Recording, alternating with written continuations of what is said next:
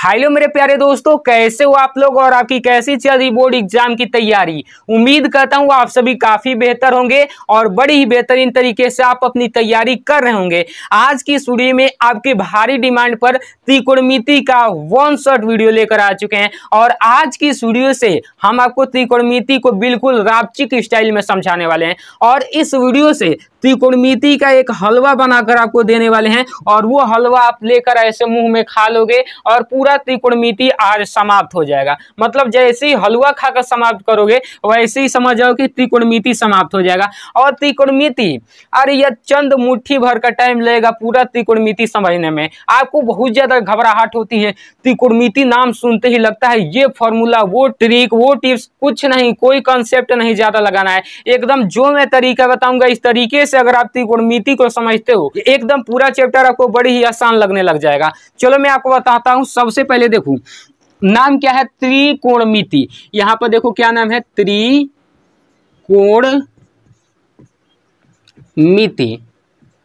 इसी तरीके से नाम है ना, त्रिकोणमिति।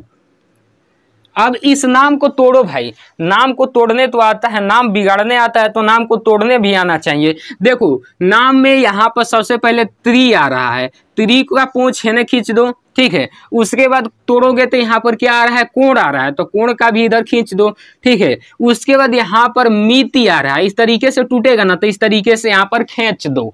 अब देखो त्रि मतलब क्या होता है, त्रि मतलब त्रिकालदर्शी यानी कि तीन होता है। समझे कि नहीं समझे? तो त्रि मतलब तीन होता है कि नहीं होता है? हाँ होता है। कोण मतलब एंगल, कोण, जो कोण को लिखते हैं वही तो कोण होगा। हाँ कोण ऐसा वाला, ठीक है। तो कोण।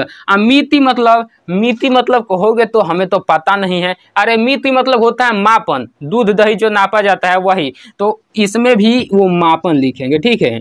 मापन यानी कि जिसमें तीन कोणों का मापन होता है उसी को तो हम त्रिकोणमिति कहते हैं। अब बुझाया? हाँ अब तो बड़ा आसानी से हमें समझ में आने लगा। इसी तरीके से त्रिकोणमिति पढ़ना है, कॉन्सेप्ट को पकड़ना है। तीन मतलब त्रि मतलब तीन, कोण मतलब कोण, मापन मतलब मिति मतलब मापन। तीन कोणों का मापन जिसमें होता है उसको हम क्या कहते हैं, त्रिकोणमिति कहते हैं। और पूरा आपका त्रिकोणमिति किस पर आधारित है? तो देखो भाई पूरा त्रिकोणमिति जो है ना आपके आधारित है समकोण त्रिभुज पर। अब आप कहोगे कि हम तो आ गए हैं 10वीं में, हाँ लेकिन अभी तक हमें समकोण त्रिभुज होता क्या है वो तो चीज मालूम नहीं है। अरे भाई समकोण त्रिभुज क्या होता है, जिसका एक कोण जो है ना 90 अंश का होता है। एक कोण क्या होता है, 90 अंश का होता है, बाकी दो कोण न्यून कोण होते हैं, उसी को तो हम समकोण त्रिभुज कहते हैं। समझ में आया? तो इसमें देखो ना एक कोण यहाँ पर 90 अंश का है, यहाँ पर नाम दे दो A, B और ये C। बस समकोण त्रिभुज के बारे में जान गए। इसी तरीके से आपका समकोण त्रिभुज होता है और पूरा त्रिकोणमिति आपके समकोण त्रिभुज पर ही आधारित है।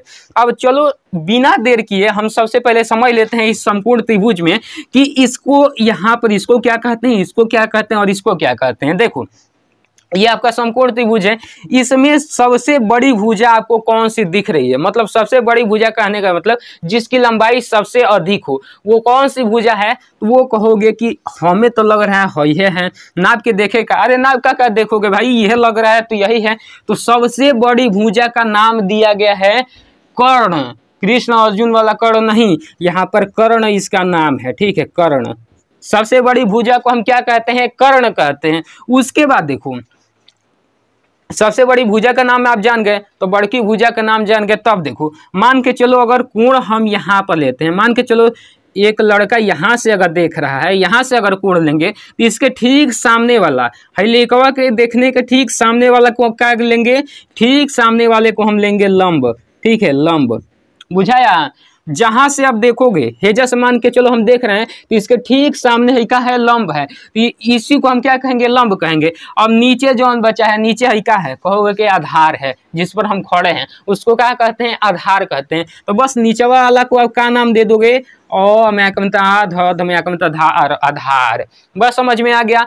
इस समकोण त्रिभुज में तीन चीजें, सबसे बड़ी भुजा कर्ण, और जहां से देखोगे अगर हम ए से देखते, यहां से मान के चलो कि हम देखते हैं तो ये वाला लंब हो जाता, ये वाला आधार हो जाता, लेकिन हम देख रहे हैं कहां से, सी से बैठ के देख रहे हैं टुकुर टुकुर, तो यहाँ पर ये वाला लंब हो जाएगा और ये वाला जो बचेगा वो क्या हो जाएगा, आधार हो जाएगा। अब आपको समकोण त्रिभुज में त्रिकोणमिति का उपयोग दिया गया है। क्या उपयोग है कि इसमें कोई दो भुजा का मान दे दिया जाएगा और कहेगा कि तीसरकी भुजा बबुआ निकाल कर दिखाओ। तो चलो मैं आपको इसको मिटा कर बताता हूँ, देखो कैसे देगा। ध्यान से देखना, थोड़ा सा भी वीडियो स्किप मत करना, पूरा त्रिकोणमिति वन शॉट है, समझो कि ये वाला देखो ऐसे दो गो भुजा का मान दे देगा, जैसे ए बी और ये सी। मान के चलो ये जो दे दिया आपका 3 सेंटीमीटर दे दिया और ये आपका दे दिया 6 सेंटीमीटर और पूछ रहा है कि हई वाला बताइए।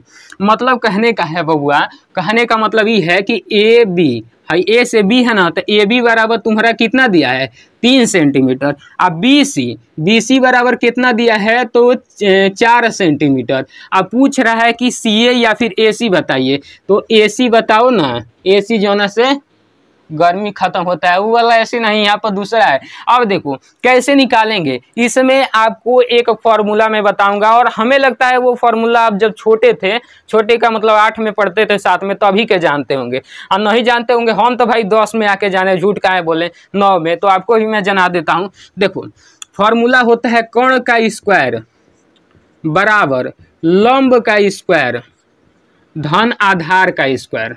ओहो, धन मतलब जोड़ होता है, आधार का स्क्वायर मतलब समकोण त्रिभुज के किसी भी भुजा का मान निकालने के लिए ये फॉर्मूला उपयोग किया जाता है, जिसको नाम दिया गया है पाइथागोरस परिमेय। हाँ जी। अब देखो, अब यहाँ पर कर्ण का स्क्वायर, कर्ण का ही तो मान निकालना है, तो कर्ण के स्क्वायर पर कुछ भी नहीं लिखो, कर्ण के स्क्वायर लिख दो, ठीक है ना।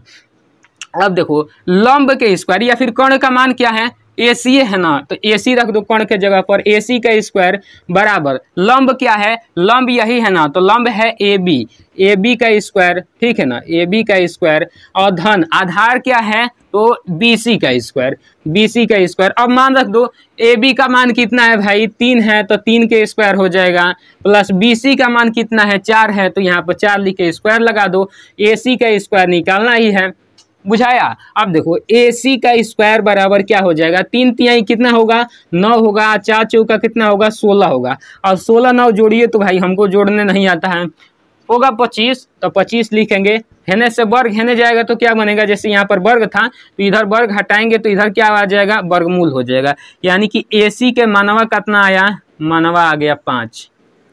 मतलब कहने का है कि ये कर्ण का मान कितना निकल के आ गया 5। 2 भुजा का मान दिया रहेगा, तीसरी भुजा आप आराम से निकाल लेंगे। अब देखो मैं यहाँ पर दे दे रहा हूँ, इसका मान 5 दे दे रहा हूँ, ठीक है। अब आप निकाल के बताइएगा, हम नहीं बताएंगे दिन भर, एक समझा दिए बढ़िया से समझ में आ गया होगा। अब इसका मान 5 दिया है, ठीक है। अब आपको 5 सेंटीमीटर ये दिया है और ये 6 सेंटीमीटर दिया है, तो ये लंब का मान निकालिए, फॉर्मूला पर रख कर निकालिए। अब कमेंट में बताइए, मैं देखूंगा कमेंट कौन कौन कर रहा है, तो कमेंट में बता दीजिए ये अच्छे से समझ में आ गया। चलो मैं इसको क्या कहता हूँ, लीपा पोती कर देता हूँ।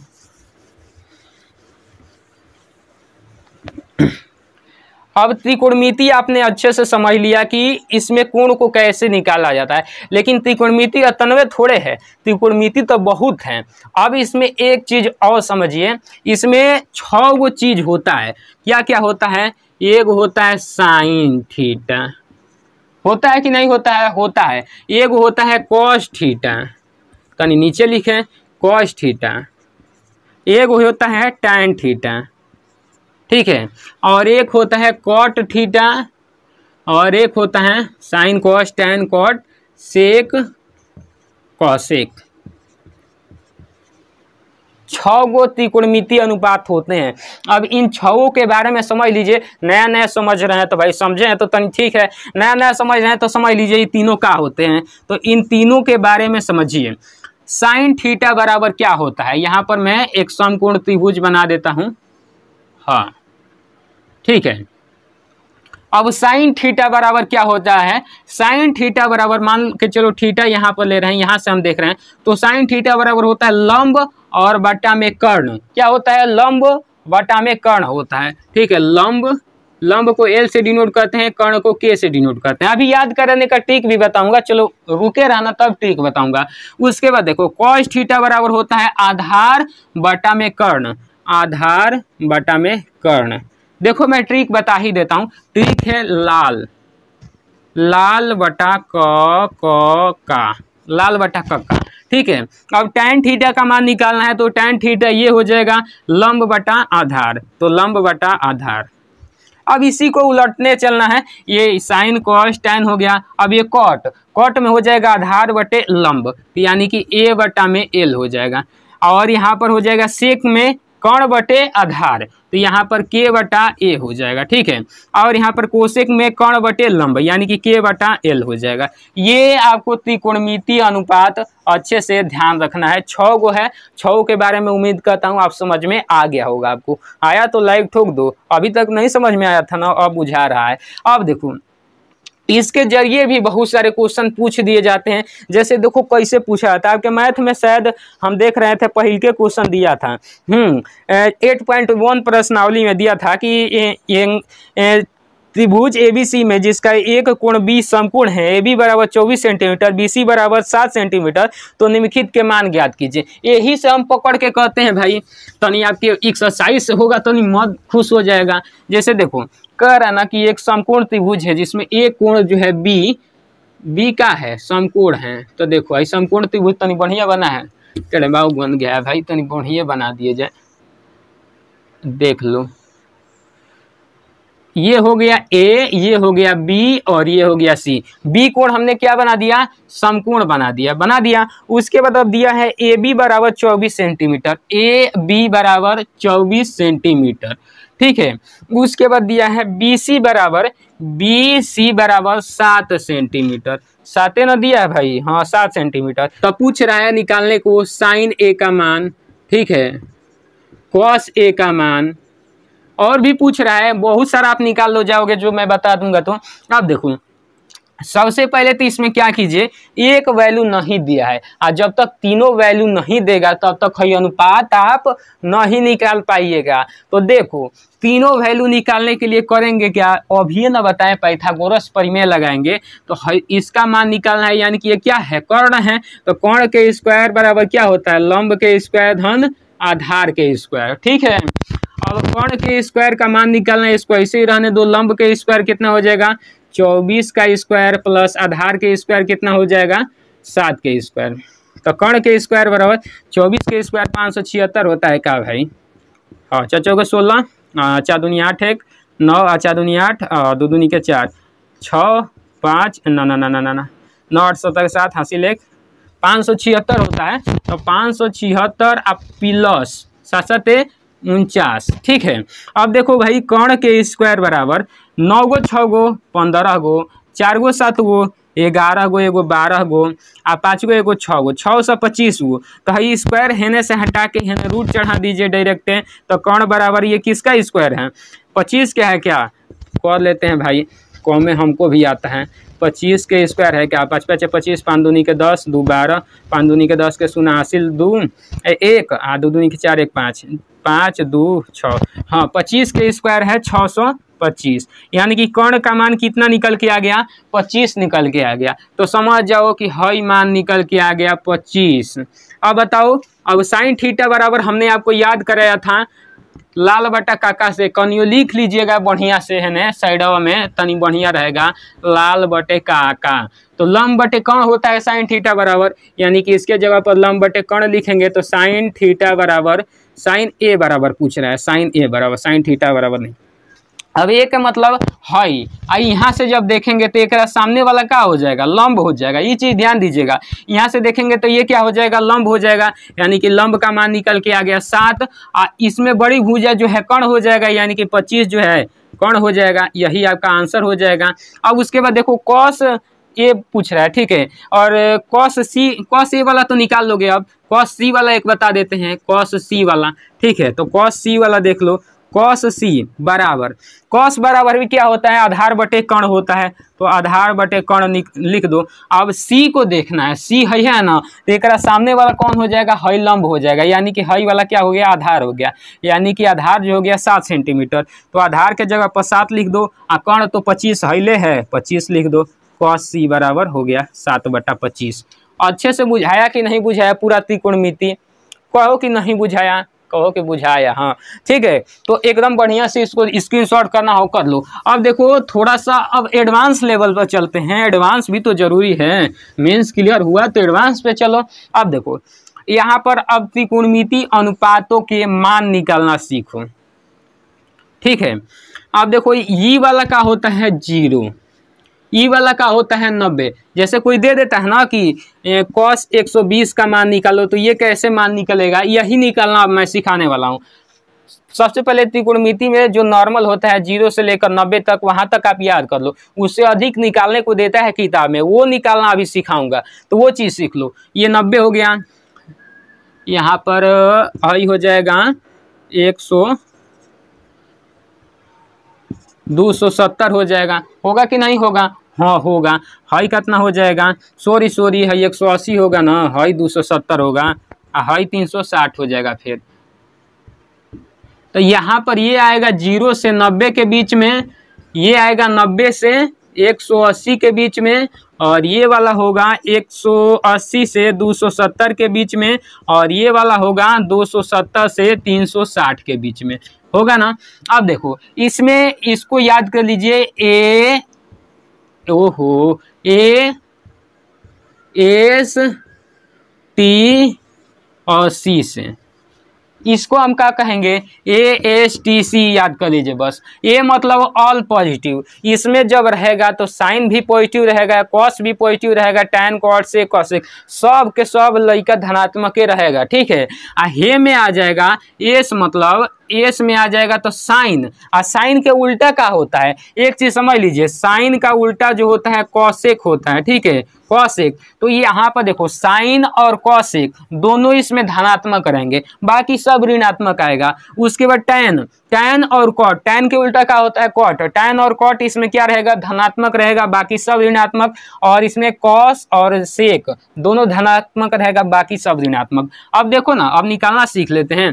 cos 120 का कह दिया आपको निकालने के लिए कि cos 120 डिग्री का वैल्यू निकालिए।